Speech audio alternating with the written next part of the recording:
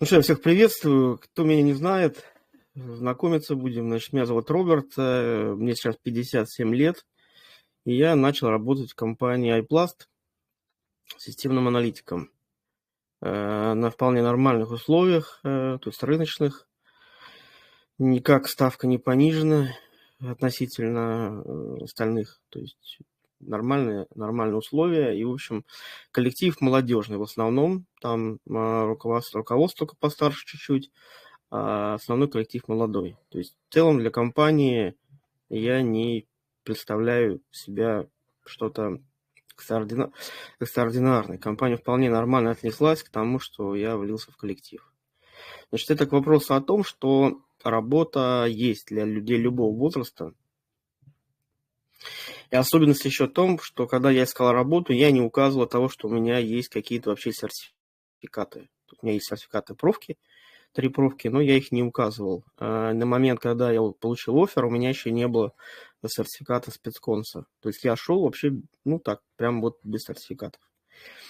Означает это буквально следующее, что рынок вполне адекватно смотрит на кандидатов и даже возрастных, у которых за плечами нет каких-то подтверждающих документов, но есть опыт. Есть опыт, который готовы компании принимать. Значит, я скажу следующее, что если меня не слышно, пожалуйста, как-то отметьте. В принципе, должно быть слышно.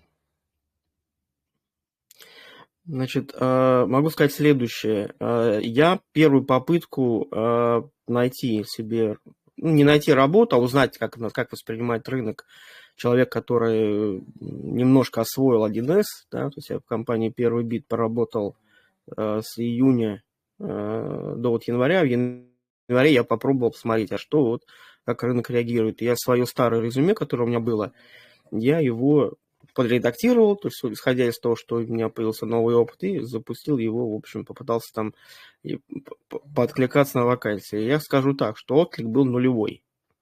То есть на позицию начальную это резюме годилось. А на позицию уже более продвинутую, с большей оплатой и с большими обязанностями, оно уже не проходило вообще никак. И я отказался использовать свое резюме старое и сделал новое, принципиально по новым правилам. Значит, поскольку я в целом, как составлять резюме, знал, но допускал, что мои знания немножко устарели, я отправил свое новое резюме, обновленное, отправил карьерному консультанту на разбор. Вот. И карьерный консультант мне дала по всем моим разделам резюме обратную связь, что плохо, что хорошо, что надо переделать, что соответствует рынку, современным условиям, что и как сейчас HR воспринимают те или иные разделы резюме. Вот. И я резюме изменил под эти, не совсем прямо буквально по всей рекомендации, но некоторые подходы я изменил. Значит, во-первых, что я покажу, что я изменил. То есть, я не буду показывать, что было, потому что я это резюме показывал, что было. Значит, я по рекомендации, значит, основной раздел, который касается моей специальности, на который я претендую, я его сделал самым большим. То есть он самым большим бросается в глаза. Это мой опыт работы компании Первый Бит. Вот, значит, я прибавил, да, немножко слукавил, я прибавил себе немножко опыта. То есть, хотя я начал работать в июне, но я написал, что я работаю с марта, чтобы увеличить себе период работы. Значит, и этот раздел самый большой. То есть, если этот раздел показать вот просто на экране, он практически занимает одну страницу. То есть, если работодатель устраивает этот опыт, он дальше просто читать не будет. Сделано это намеренно, умышленно, сделан самый большой раздел. Другие разделы, хотя тоже, они интересны с точки зрения моего опыта, но там ничего нет про 1С, и я их сделал небольшими. То есть они не так бросаются в глаза. Вот. Основной раздел, самый большой, это то, что я работал в Первом Бите. Здесь ничего не приписано, ничего не придумано. Здесь все, что я делал, действительно на самом деле, вот, или мог бы делать. Значит, я изменил подход к резюме в том, что традиционно, как я составлял резюме, я писал то, что я делал. Фактически делал, за что мог поручиться, и то, что гарантированно мог подтвердить так или иначе способом.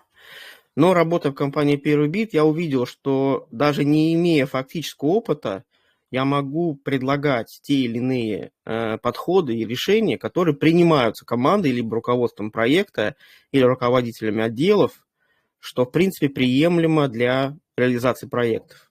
Я, исходя из этого, включил в резюме то, что я мог бы делать прямо сейчас, исходя из вот такого комбинированного опыта с 1С и предыдущего опыта.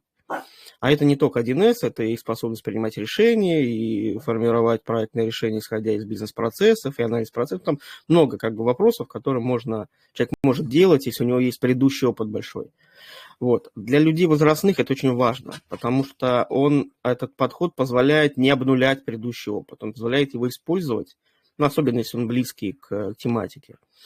Вот. И, соответственно, в резюме попали, то есть в категории действий я попал в то, что я либо делал фактически, либо в чем я обсуждал эти действия с другими. А это уже более широкий список обязанностей, то есть больше широкий список возможностей, компетенций. Вот.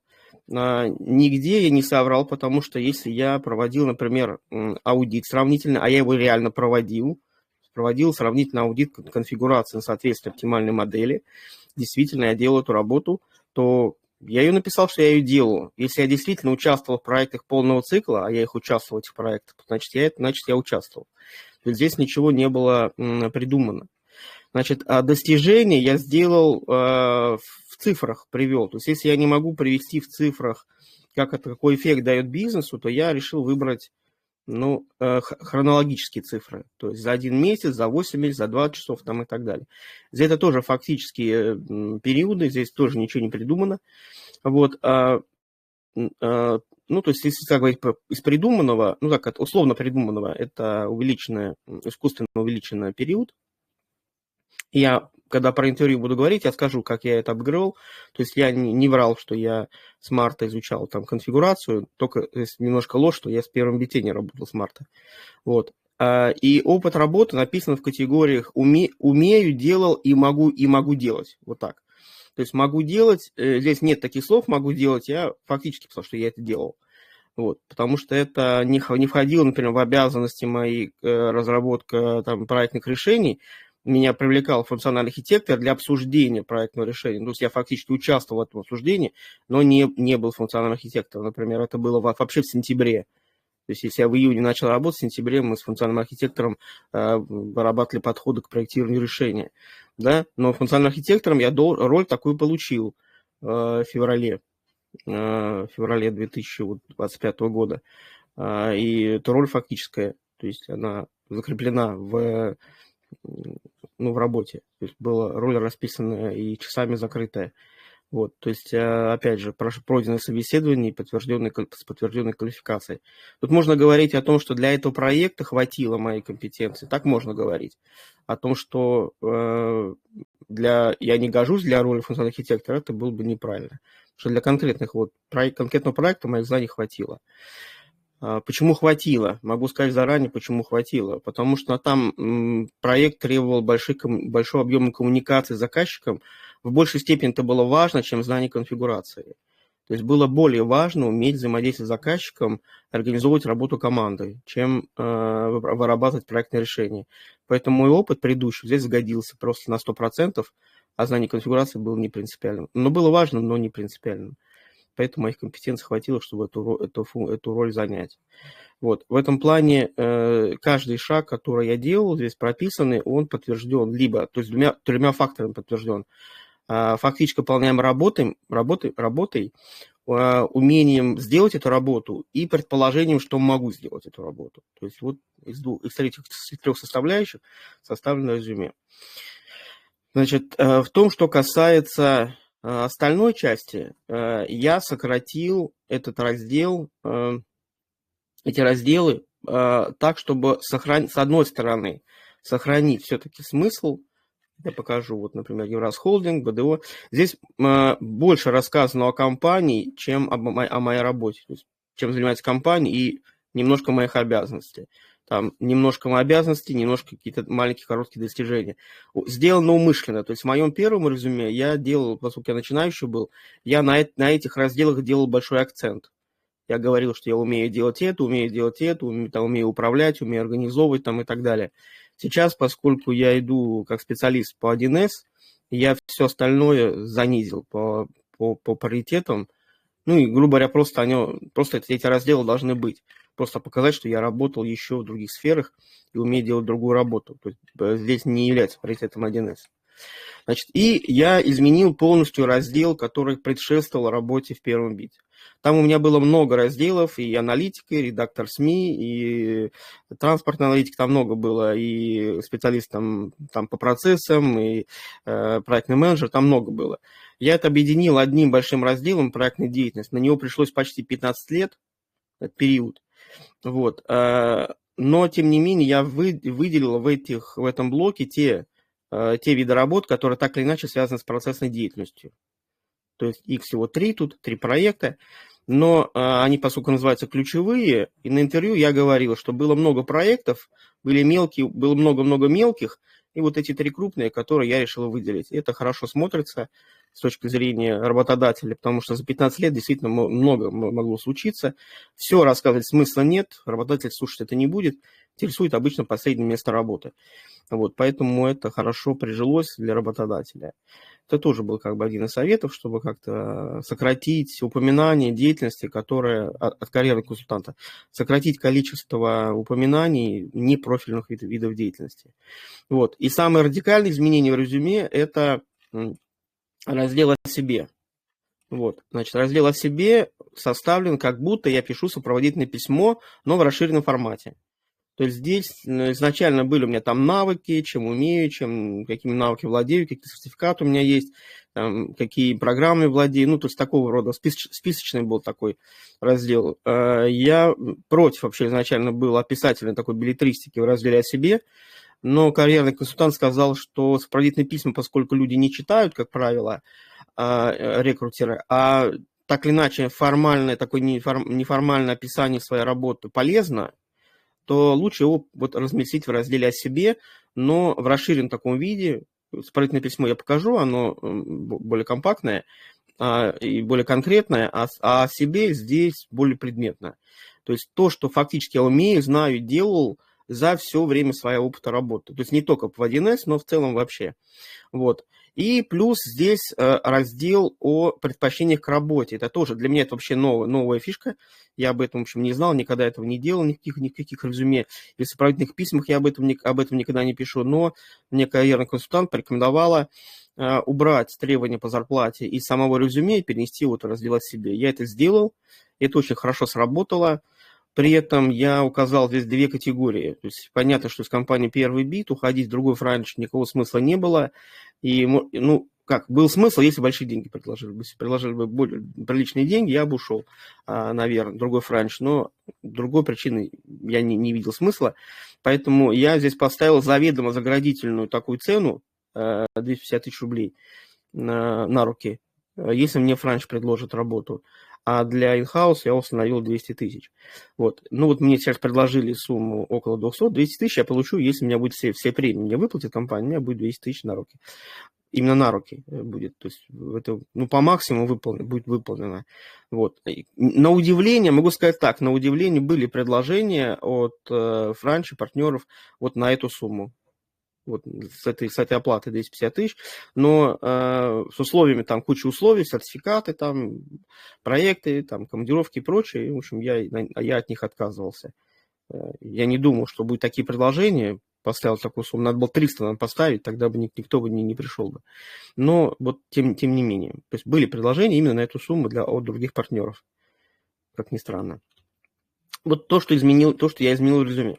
Значит, я по-другому совсем тоже частично по совету, карьерный консультант частично сам, я изменил состав навыков, по-другому я его составлял.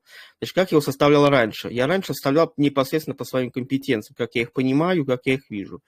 Значит, для этого резюме я сделал другой подход. Здесь половина навыков, тех, которых, как я понимаю, а половина навыков так, как они понимаются работодателями. То есть что это значит? Я просмотрел несколько резюме вакансий, которые мне были интересны в плане работы, и посмотрел, как там работодатель называет навыки, которые они хотят видеть в кандидатах. И вот именно так их обозначил у себя. Ну, например, у меня не было в резюме системный подход. Вообще не было. Потому что я считал, что системный подход – это фактически, так как бы врожденный навык системного аналитика. То есть, если нету навыка системного подхода, значит, и аналитиком быть не может человек. Да? А оказалось, что это надо прямо указывать. Указал. Значит, я считал, что PMBOK и Waterfall – это масло масляное, что если я PMBOK указал, то Waterfall указывать не надо. Но оказалось, что PMBOK реже встречается в вакансиях, чем Waterfall. Ну, это уже, как бы, видимо, тенденция современная. Вот. Хотя у меня написано, например, бизнес-анализ и бизнес-моделирование, но, оказывается, сочетание моделирования бизнес-процессов работодателя интересует больше, чем просто бизнес-моделирование. Появился здесь раздел моделирования бизнес-процессов. То есть вот часть навыков я описал в категории именно так, как их видит работодатель.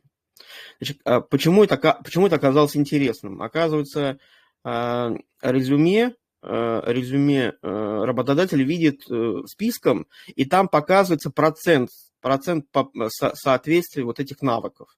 То есть там может быть 80%, там 60% соответствия вот навыков моих и заявленных работодателем. Соответственно, если это процент выше, то кандидат интереснее.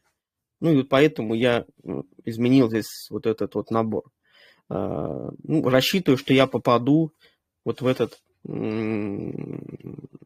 предпочтительный пул. Значит, еще что сюда я включал. Не сильно тут много таких пунктов, но тем не менее. Значит, например, у меня был изначально указан только Scrum без Agile, потому что я, в принципе, даже сильно не вчитывался, что такое Agile. Я Scrum читал, что такое Agile. Ну, так, поверхностно. Вот. И у меня была подписка продвижения резюме на HeadHunter. Там в нее, кроме поднятия резюме, туда входит еще сервис сравнения резюме с другими кандидатами. Я смотрел, какие навыки указывают люди, которые претендуют на ту же позицию, которую я. Я вот у них увидел Agile и добавил Agile, что увидел, что там много людей, у которых написано Agile. Ну, я добавил. Вот. Там, например, деловая коммуникация у меня тоже не было. У некоторых кандидатов было написано деловая коммуникация. Очень часто повторялось, тоже добавил. Ну, то есть, как бы сделать себя более выровнял свои навыки и по отношению к кандидатам, конкурентам моим, и по отношению к работодателям, которые ожидают эти навыки. То есть вот, и при этом он оказался компактным, небольшим. То есть у меня был очень большой там список разных там формулировок, но я сделал его минималистичным, тоже вариант. В целом резюме получилось короче, чем было у меня. У меня последний опыт работы в исходном резюме был 92 год. Я на заводе работал.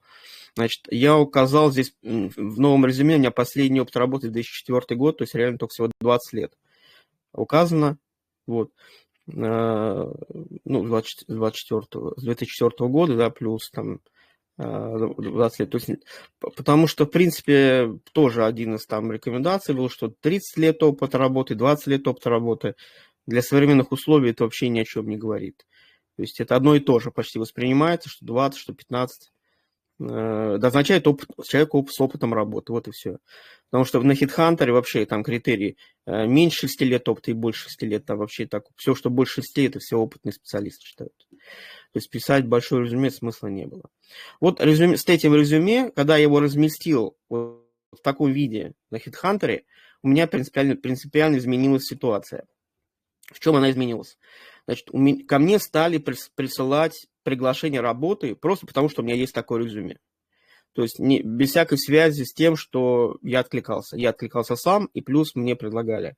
В отличие от предыдущего резюме, которое у меня было, где у меня даже при откликах не было никакой реакции, с этим резюме у меня уже были приглашения самостоятельно, независимо от меня. Вот. Поэтому я думаю, что переработанное резюме вот с моими вот новыми там условиями, с новыми правилами, с новым содержанием, оно оказалось более эффективным. Значит, подчеркну, что некоторую часть правок я сделал на основе рекомендаций карьерного консультанта. Реального, настоящего, который существует же, и с которым можем тоже взаимодействовать. Я, значит, к сожалению, я ее приглашал на стрим, ну, у меня случилась накладка, и она, в общем, там по семейным обстоятельствам не смогла подключиться. Вот. Ее зовут Ирена Иванова, у нее есть канал, в принципе, можно к ней обратиться и получить разбор. Разбор резюме, кстати говоря, у нее бесплатный. Ну, по крайней мере, я и обращался, она мне сделала бесплатно.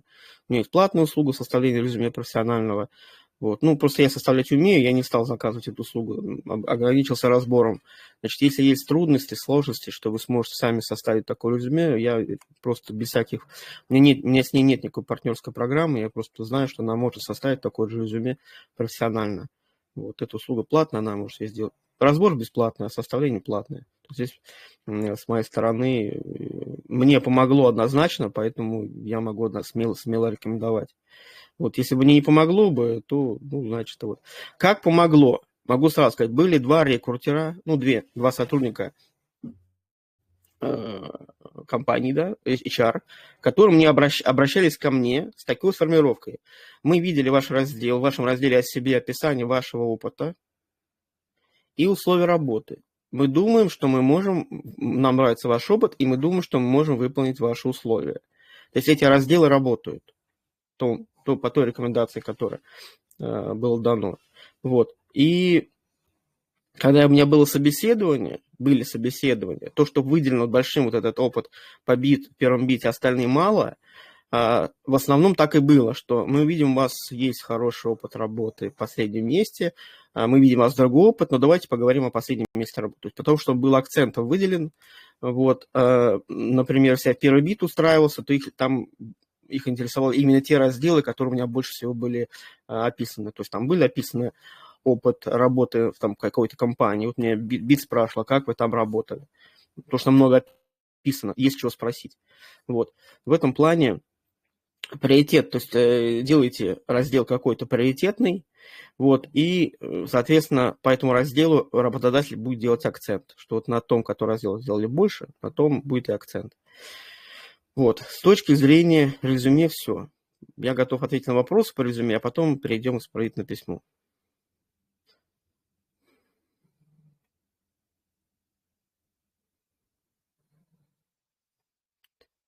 Так, если вопросов по резюме нет, я сейчас скажу, как я откликался на резюме. Откликался. Значит, чтобы узнать, что резюме вот было вот такое хорошее, у меня было много его версий. То есть вот так вот сказать, что я составил, и у меня сразу побежало, такого не было.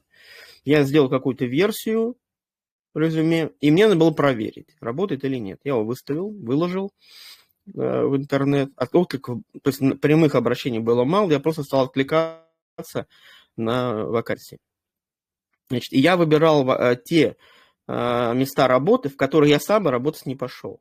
Ну, то есть они как бы для меня, ну, в кавычках мусорные, в том плане, что там что-то не подходило, условия какие-то не подходили и так далее. Но сама работа, она соответствовала работе аналитика 1С.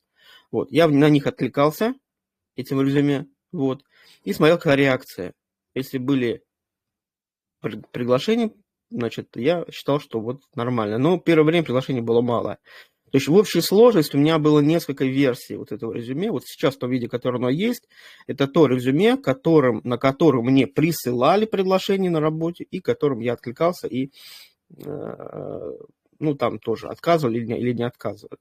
То есть сказать, что оно прям идеально, что там куча было вал предложений нельзя, но тем не менее. Все-таки год окончания университета там указан, 92-й год, по нему относительно можно, конечно, понять, что я не молодой человек, но, значит, здесь нет возраста, тоже осознанно не указан возраст, здесь указан только опыт работы.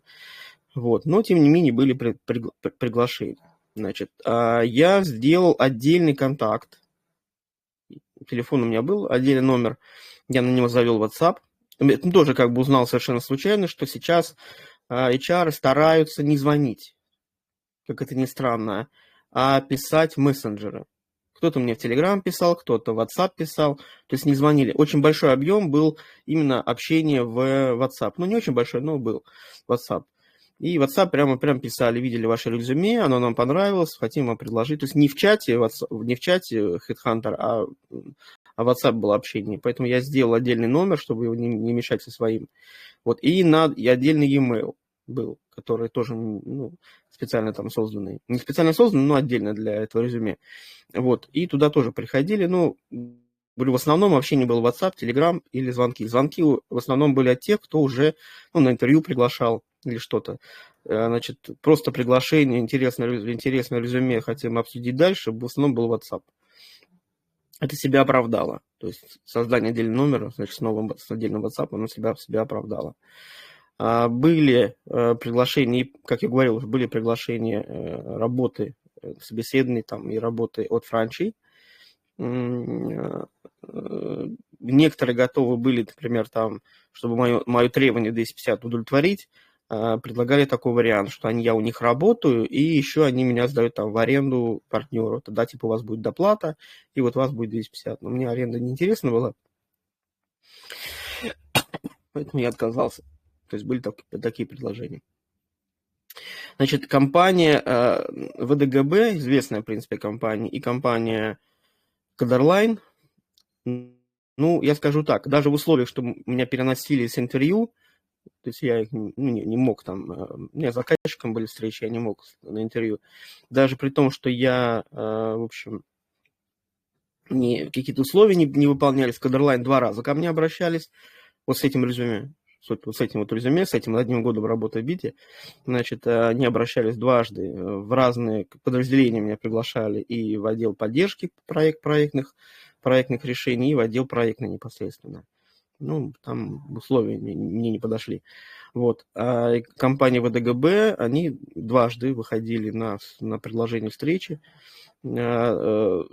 Последнее предложение было ведущий даже аналитик 1С. Я отказался. Значит, не отказался в смысле интервью, а тогда мне предложили BT функционального архитектора, и я сказал, что у меня изменилась ситуация, я сейчас не ищу работу. Вот. То есть я к чему говорю, что резюме было это хорошее резюме. В отличие от того, которое у меня было, кажется, я что то же самое там написал, но из-за изменений, тех, которых я внес, оно стало лучше восприниматься работодателем. Поэтому я советую, что сделать. Я советую тем, кто хочет такое резюме иметь, с таким эффектом, обратиться к карьерному консультанту, настоящему карьерному консультанту, который действительно знает рынок, понимает, как этот рынок живет, сама занимается подбором персонала, сама закрывает вакансии и помогает своим клиентам искать работу, обратиться и первым этапом получить разбор резюме. Он бесплатный, его можно получить. И вторым, значит, если вы понимаете, что вы сами не сможете рекомендации выполнить, то не побояться запросить услугу. По меркам, может быть, других сервисов у нее услуга не дешевая, составление резюме. Но если бы я не умел бы составлять резюме, я бы эту услугу заказал, потому что реально она дает именно качественную консультацию. Вот, значит, про черновые, значит, эти черновые отклики я делал. То есть у меня были в избранной, я составил себе список там избранных вакансий, которые бы я хотел бы работать, и вакансии, которые я тоже собирал, которых я работать не хотел. Так вот, те, которые я не хотел, я отправлял для тестирования резюме, а в те вакансии, по которым я хотел работать, я отправлял их вместе с сопроводительным письмом. То есть сопроводительное письмо я для тестирования не составлял. И я откликался даже на вакансии не только аналитика, но и функционального архитектора и руководителя проекта. Мне почему-то так показалось, что если меня возьмут, то это будет прям супер-пупер, супер классно. Понятно, что я не соответствую там требованиям формальным, но я подумал, вдруг. Вот. И я покажу сопроводительное письмо сейчас, которое я делал на позицию функционального архитектора. Для понимания, что было, там зарплата была от 350 тысяч. То есть я посчитал, что можно напрячься, если возьмут, то классно. Конечно, не взяли, но тем не менее. Сейчас покажу. Вот. Значит, это сопроводительное письмо, которое я сделал. Оно не маленькое. По меркам сопроводительных писем, оно не маленькое. Вот, оно такое довольно-таки крупненькое, на полстраницы. В целом умещается оно в лимит полстраницы А4. Вот. Если сравнить, я просто покажу, сравнить вот раздел о себе, там прямо очень подробно опыт расписан, и сопроводительное письмо, они не повторяются. Принципиально важно, чтобы сопроводительное письмо было написано с нуля, чтобы оно не повторяло то, что написано уже в себе. Потому что иначе смысла нету. То есть вы отправляете сопроводительное письмо, люди его читают, потом идут в резюме и читают там то же самое. И понимают, что вы сопроводительное письмо просто сделали копипастом. То есть вы его не писали. Просто с копипастом сделали, и вы уже получили первый негатив. Независимо от того, что у вас написано будет в резюме, к вам уже будет негативное отношение со стороны рекрутера, что вы поленились и не захотели специально для него писать письмо. Значит, чем отличаются мои письма от всех остальных, которые я видел когда-либо? Я не говорю, что я много их видел, но много чем. Я не прошу работодателя ни о чем. Я предлагаю свои услуги сразу, ну, то есть себя в качестве кандидатуры, и выражаю уверенность и готовность работать с ними. Я не прошу рассмотреть кандидатуру, я не прошу связаться со мной. Я не пишу, а если вас устроит моя, то тогда. То есть не даю возможность работодателю сомневаться в том, что я ему подхожу. То есть я предлагаю, мой опыт такой-то, умею делать то-то, ну, то есть умею, знаю, делаю, и даже вопрос связи, да, буду рад обсудить, как я могу внести вклад. То есть я, ну, как бы такой активной, немножко агрессивной форме пишу, потому что если я буду писать, если вы согласны, ну, вот они говорят, нет, не согласны, все на этом заканчивается. То есть не даю возможность работодателю подумать, что будет если. То есть даю возможность только вы принять одно решение, либо написать мне, либо не написать. То есть здесь вариантов всего два. Если не пишет, ну, значит, я не подхожу, и все. А если пишет, значит, можно дальше обсуждать. Значит, я не получил никаких приглашений после таких резюме, после таких сопроводительных писем, ну, имеется на позиции функционального архитектора, вот. Но, тем не менее, письма такие писал. Значит, отличие сопроводительного письма на позиции функционального архитектора от сопроводительного письма на бизнес-аналитика только в том, что я не писал вот этот раздел. Вот этот раздел про опыт работы и про про это длинное, замок текущей деятельности. То есть вот предлагал, потом готов условия неопределенности, и все. То есть у меня было короткое было сопроводительное письмо, потому что я знал, что у меня много-много написано о себе. А для позиции функционального архитектора и руководителя проекта я считал, что надо как-то зацепить, и расписывал здесь подробно специально. Значит, многие говорят, зачем писать, если сопроводительное письмо не читается. Значит, часто сопроводительное письмо не читается, этот факт. Но отмечается факт, что оно есть. Вот просто, когда на HeadHunter особенно мы отправляем резюме, работодателю пишется, есть сопроводительное письмо, там есть галочка, что сопроводительное письмо есть, что отклик с сопроводительным письмом. Неважно, что в нем находится, но там стоит пометка, что есть сопроводительное письмо. И это означает как минимум положительный фактор для вас, для меня, что я специально для этой вакансии поработал, напрягся и поработал, составил письмо. Многие пишут там простую строчку, предлагая свою кандидатуру на позицию, и все, и больше ничего не пишут. Это тоже плохо, потому что как минимум должно быть приветствие, и как минимум должны быть контакты. То есть указаны контакты, по которым связаться.